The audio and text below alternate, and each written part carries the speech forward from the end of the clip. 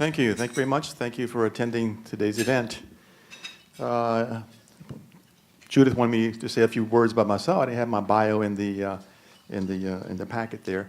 Yeah, I'm an attorney in solo practice, she says, and yeah, my background is in psychology and music. I'm also a psychologist and been a psychologist for over 30 years. Came into the law later in life here. I also have a music background, being involved in entertainment. I play guitar, sing, and put out about 4 CDs in the last 10 years or so. Anyway, so that's my other passion. So I've been trying to create some interest in the Beverly Hills Bar on Latin entertainment. I did a panel about a year and a half ago on Latin entertainment. We concentrated then on film and TV, and so this time we've added a little bit more on the music side. So we have some great panelists, which I'll introduce in a while. But I just want to emphasize and try to keep on feeding that, fueling that fire of enthusiasm for Latin entertainment, because it's a growing area, a growing industry growing by leaps and bounds, and I think there's great opportunities for attorneys and for, well, anybody in the entertainment business to get involved, those of you that are not involved already. I'd like to get a little bit of an idea as to the audience today. How many people are attorneys in the audience? In talking about the Latin entertainment industry, it's important to look at the changing demographic picture in the U.S., even though most of my presentation will talk about the legal aspects, but I'll also cover a few key consumer trends that are shaping the market and the business. And mainly I'm going to be focusing on the U.S. Latin market, which is the biggest Latin market in the world, but I'll also touch on some key trends in the rest of Latin America.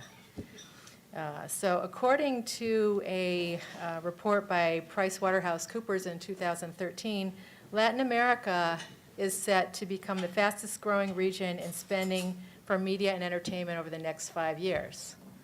Why is this?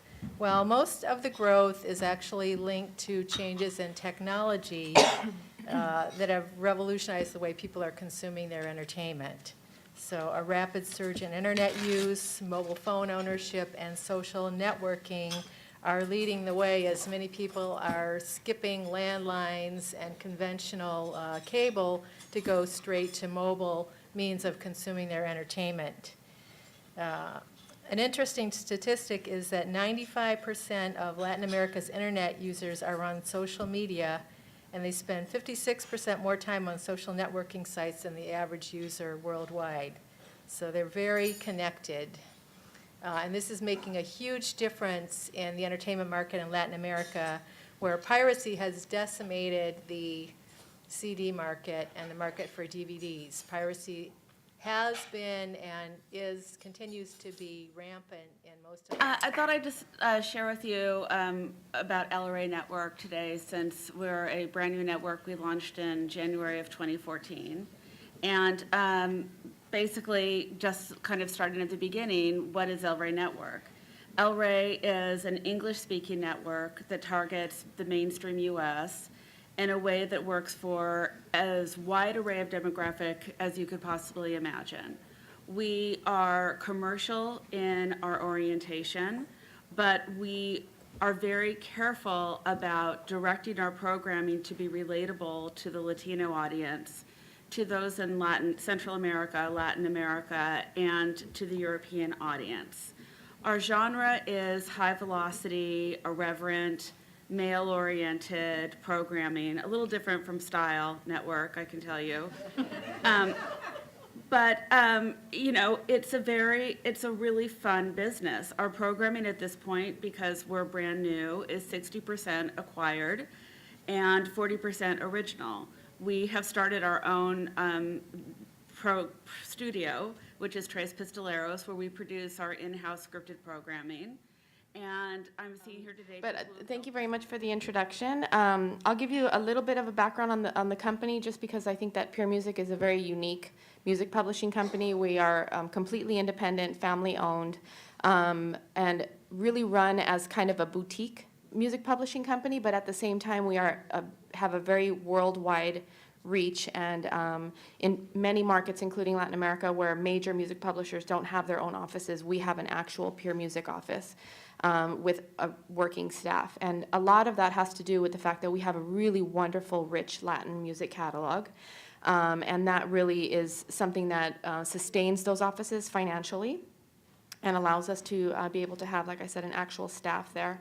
And it's a really big part of the negotiation process for me as a creative in looking at new writers and writer-artists that we want to sign, that they are, have a fan base or have income stream in Latin America, that I'm able to offer them that service where they won't have a few different sub-publishers in the Latin American territory. They will have an actual Pure Music office, and in most cases, an actual creative person in each one of those offices that I communicate with frequently, and will allow them the opportunity to further expand creatively in some of those other markets that are traditionally a little So I'm going to take a little different approach from the other speakers, because they've been talking about the Latin market. We have a lot of Spanish speakers in the United States.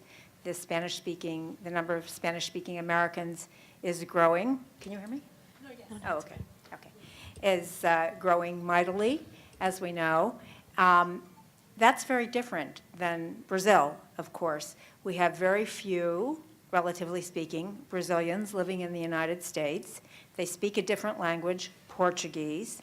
It's a very specific and different culture. It's nothing at all like any of the Spanish-speaking cultures that surround it in South America or anywhere. Brazil was colonized by the Portuguese that had a Moorish influence. They had the biggest slave population, 10 times as many slaves as we had here in the United States. So the Brazilian culture is very specific, plus it's a continental-wide country. It's bigger than the continental United States, and all the development until just recently was just on this between Rio and Sao Paulo on the Atlantic Ocean. So they had nothing to do with any of their Spanish neighbors. So the easiest way to make a Brazilian crazy is to go in and start assuming that they speak Spanish or something like that. So I decided early on in my legal career that I had to have, as I started, pretty early, when women were just kind of starting in the bigger firms, I decided I had to have a difference, and that's when I happened upon Brazil. It was in the middle of the Brazilian miracle of the 70s, and that's why I went to live there and learn Portuguese. And believe me, it's enriched my life. The Brazilians are the most fun. Brazil is not perfect by any means, but the Brazilians are just uniquely wonderful, and we'll talk about that a little bit when we get to social media. But since nothing is really happening in the United States about Brazil, not very much anyway. There are niche markets of Brazilian music, and some people like me like the music and the films, but I don't think, they don't travel very well outside of Brazil. So what I want to focus on is going toward Brazil and opportunities for American producers and distributors in Brazil. I just wanted to take one moment too. I don't know if everybody knows about this, but every year the Motion Picture Association publishes you can find this on the internet at www.mpaa.org,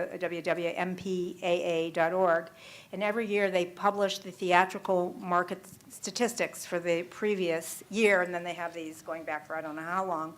And I just wanted to say that, and I mean, a lot of people I see here who I've known for a long time, we can all remember when everybody was, the international portion wasn't even 50%. And then we said, oh, it's getting to be 50%.